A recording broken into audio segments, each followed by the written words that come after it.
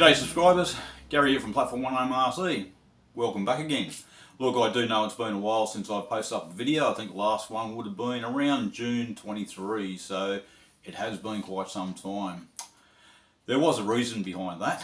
I had been quite busy on the layout. So any of you guys out there that follow me on YouTube here, on Facebook or Platform 1 MRC, you'd know that I have been posting up a fair bit of media, or fair bit of material I should say, regarding all the little details that I've been adding to the layout. Now, whether it's HO scale shelf modelers, Platform 1 MRC, the National Motor Railway Association, New South Wales, or sorry, Division 7, which is Sydney, New South Wales Division, on those pages, you'd know that I have been covering a fair bit lately.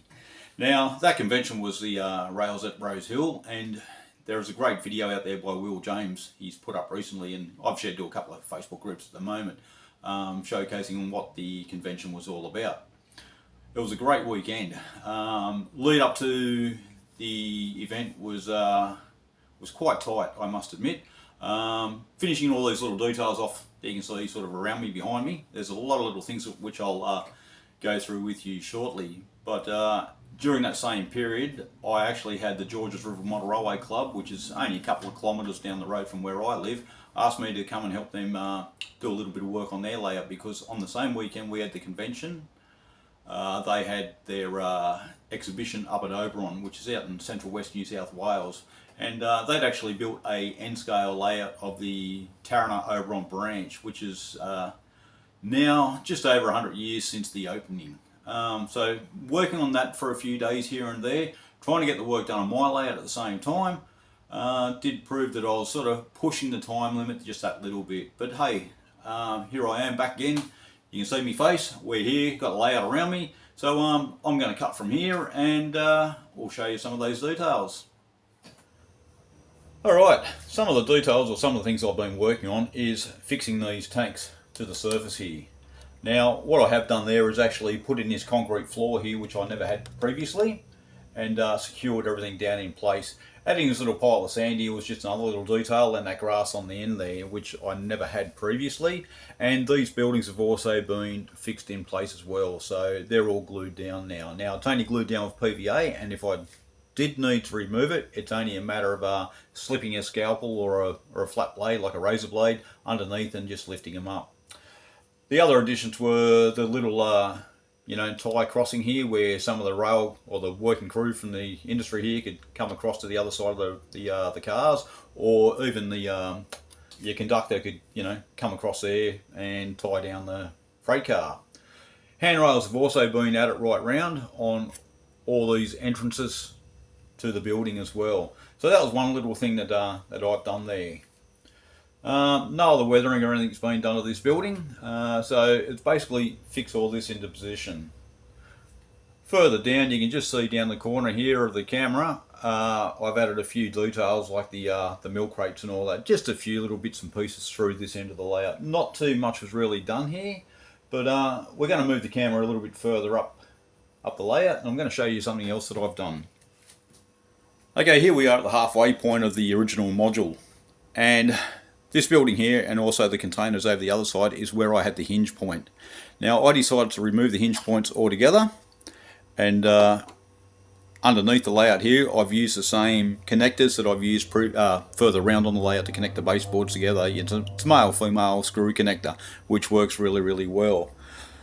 The reason I decided to take these out was space to transport the layout. Now, if I was going to transport this 8-foot module in a fiddlestick, not a problem having this section fold over and put on the back seat of my car or in the boot section, because I do own a small wagon. But for the convention, it was so much easier to have individual modules to actually store in the van that I had to hire to take down there, and made it a lot easier to put the layout up once I got to the convention. So all these containers over here, they're from a company called Euro Hobbies here in Sydney. Small business, and I tell you what, these containers are fantastic. I've seen containers for sale before, like you look at some of the Waller's, I think it's Waller's Scenecraft or whatever, and their containers, they're not cheap for what they are, but I think I picked these containers up for about 12 Australian dollars each. I do have a variety of them. They're 40-foot containers, and I also have a couple of 20-foot containers. So I'll just pop this building back, and we'll move on down and around the layout. Okay, we're here on the corner module, or I should say, the oil depot. The large tank here I had sitting there loose previously. Now it's all been, well, it's still loose actually, so I can take it off the layout for transport, but it was never weathered. And I did actually, the feeder pipe here, I did have a break in the in this section through here that I had to repair and all that. So that's been put into place, and also the fueling pump station, if you'd like to call it. It was never actually secured in place. Now I've actually glued that down, and I do see a bit of a rise just coming up under here, which I need to repair. Or I might take some of the golden fibre paste and just do a bit of a rough patch of bitumen over the top, just to disguise that. The rest of this corner hasn't really been touched. There have been little details, I don't know if you can see across here, but I have put a few little CCTV cameras on the buildings. There was one on there, and where I was originally, where we first sort of started this with the blue building down the other end, I've added a couple of CCTV cameras to that as well. Now they're from Mini Prints, and they're a great little print. Alright, let's keep moving around the layout. Well, the peninsula section, what have I done here? There are a few changes. Any keen-eyed viewers out there would realise there's a lot more grass and trash around the area here on the concrete hardstand. So what I've actually done, I'll just move these cars out of the way, is added more of these expansion joints or formation joints in the concrete there. Gave it a really good weather, added all the grass and all this additional trash around the railroad or around the hardstand areas here. Simple little things like that can really lift the scene. A lot of guys ask me how I done the concrete, and when I mentioned I follow Boomer from Boomer Diorama's method using the balsa wood, they were actually blown away by it. They did not even think that this surface here was balsa wood. They thought it may have been styrene, or the flat plaster, smooth it, that's right. They thought it may have been that I've coloured and scribed, but no, balsa wood or scribed out, as you've seen in some of my other videos. I've been also asked how did I get the grass in there, and I was basically taking a stick like I've got here and just dropping a small amount of PVA or carpenter's glue where I needed it around the cracks and what have you, and then just going over with the static grass applicator, and that was it. Once it was dry, it's a matter of just vacuuming any excess away. Quite a few other little details have been added under the awning here. We've got more milk crates. The palleted loads here have been secured in place, so none of them are loose. They're all tight there. More pallets, more crates and what have you have been left or secured down onto the scene. Apart from that, this building too has been fixed into place, so it doesn't move where I had it lift off before. So they're just some of the little extra details. I know it doesn't seem like a lot, but it's all rather time consuming. Let's move on further down the layout. Okay, the last time you seen this scene here, it was basically just the concrete platform there. There was no other details. I did think, okay, what am I going to do here? And those who have followed me on the social media groups would have seen this previously. Now I've taken this old cheap plastic car that I picked up for a couple of dollars from my local hobby shop and just decided to put the scalpel through it. So I've managed to pull the bonnet off, or the hood, the doors, the guards, or what the Americans call fenders, and just stack them up.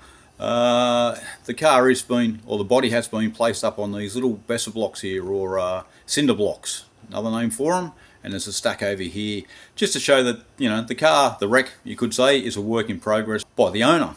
These cars, the plastic they make them out of isn't actually a soft plastic, and it did take, excuse me, a bit of cutting to remove all these panels to make sure it was it looked right anyway.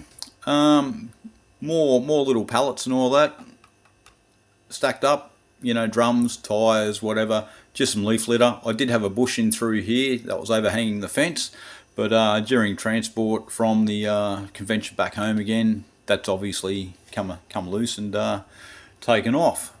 Over the other side, you can see I've just added a garbage bin. There's a lid over here and a couple of rubbish bags. Now, like I said, it doesn't seem like a lot, but it is time consuming to get this done. Also in that time, I have done the back scenes and what have you, and I think I've done a short video there, or posted it up onto the various social media, Facebook groups. So what I'll do, I'll just move the camera around and we'll have a look at the back scene. You can tell me what you think of it. So the back scene here is a 00 or HO scale back scene. Well, the sky is anyway with those wispy white clouds in it. The buildings is actually an N scale back scene. The reason I chose the N scale back scene was to give the layout some depth. You could imagine in HO 00 scale that these buildings would have been way up above the edge of my back scene there, and they would look like they were right behind these buildings in the foreground here, the low relief buildings I've got as industries. So they work perfectly here. It gives that appearance that, you know, the city scene is about a mile or so away from the rail corridor here. I will add that the city scene back scene actually came with a grey sky, and I've had to go around all these buildings here, all the edges, with a scalpel and a pair of scissors and cut all these out completely. The result, as you can see, doesn't look too bad. On the left hand side of the layout, the city back scene here is actually a mirror image of what we just looked at on the right hand side of the layout. What I have done, and if I come in close, you may be able to see a thin blue line between these two buildings with the red rooftops. I've actually done some vertical cuts between these buildings and separated them, pulled them apart. So what it actually done is gave me about 6 feet of a city skyline. Now if I come right around here to the end of the layout, you can see the buildings are fairly expanse through there. So that's a little trick you can use. One other thing I've done was remove such things as the air conditioning lift rooms on top of some of the buildings, so it wasn't an exact copy of what we had on the other side of the layout. So a couple of other little items I've been working on prior to the convention was building some scrap loads. Now there's no point having this ferrous processing scrap if you don't have any scrap actually in the centre. So what I've done here, as you can see, is a couple of scrap loads made of leftover bits and pieces, bits of sprue, bits of plastic, evergreen styrene tube. What else have I got now? I've probably even got some, oh, looks like a bit of chain wire there from the same tool that I used to make the chain wire fences. Overall, it's basically been glued down onto the styrene sheet with some crumbled foil underneath to take up the bulk. Now, I wasn't going to completely fill the whole lot with all offcuts, but crumbling the aluminium foil up, gluing that down first and stacking everything else around it certainly made this job a lot easier. After that,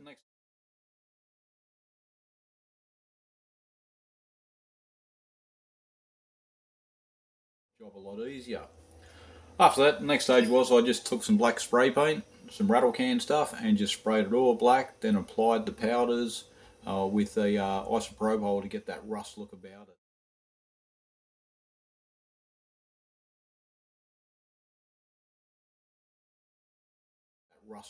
it.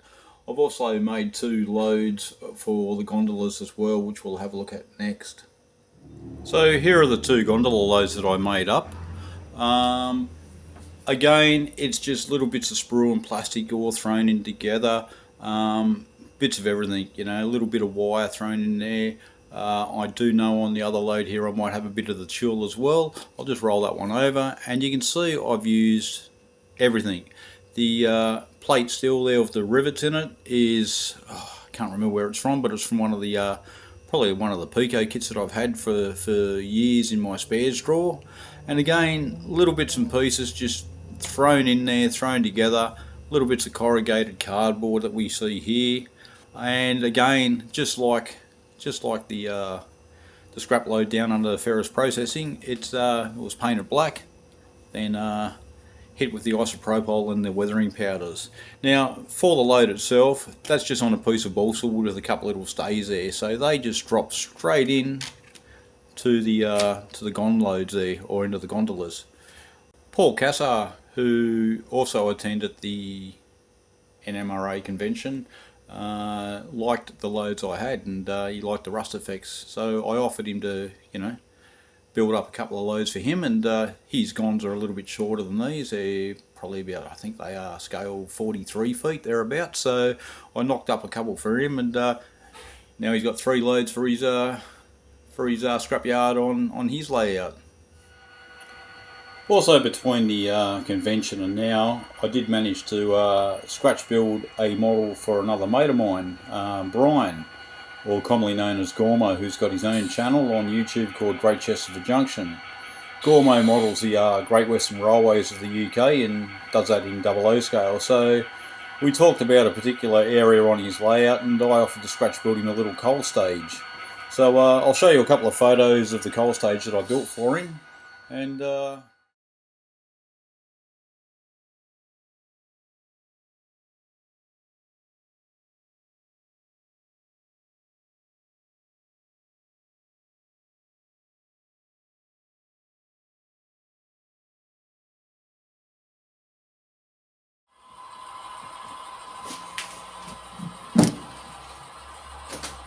so there we have it, folks. The November update, done and dusted. As I mentioned earlier, I will do a video on how I constructed the back scenes, which I didn't want this video to extend too long. There is a little bit involved in that. So stay tuned for that one. In the meantime, I might bring out a video that I posted up on Facebook and social about Enfield marshalling yards and Australian locomotives, so you may be interested in that one. There's a bit of a variety in there, so it should keep you reasonably entertained. It's not a great big video, but still, it's well worth it. So, was it worth not putting out any videos in the last couple of months and getting all this detail work done? Well, I'd have to say yes. I thoroughly enjoyed the NMRA meeting, or the convention. It was fantastic, and to my surprise, it blew me away. I took out the award for Best American Prototype, so I'm pretty stoked with that.